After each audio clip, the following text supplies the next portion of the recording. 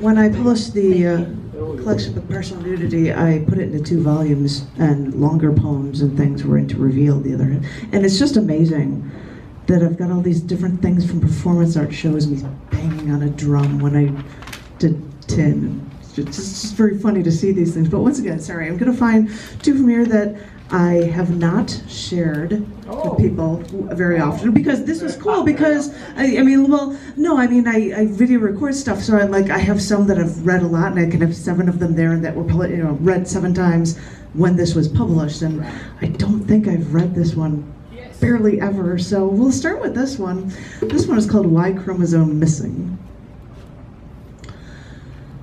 So this man comes to where I work once every week or 2, and at least for the past 3 times, he has stopped for, I don't know, 40 minutes to talk to me.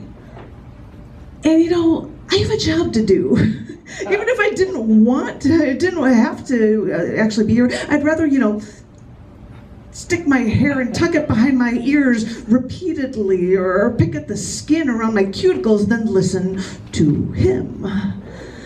But please, let me tell you something about this man. And yes, he has told me all of this repeatedly.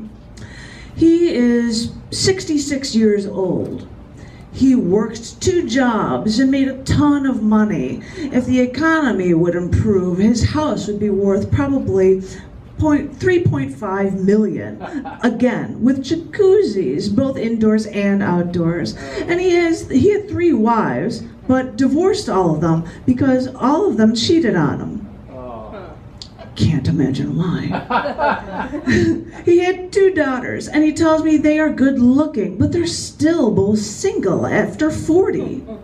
So he helped buy each of them their own house, and he's told me more than once that he wished that any of his wives could have been given him a son. I mean, he loves his girls, he tells me, but why couldn't they give him a son?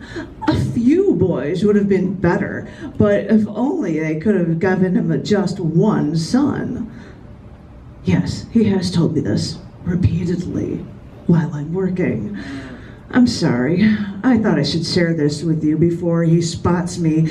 He spots me somewhere, time in the future, and tells me his life story about how much money he has and what a nice guy he is, before relaying to me how his desire to have a son once again. This is the joy of, oh my gosh, and you have to smile and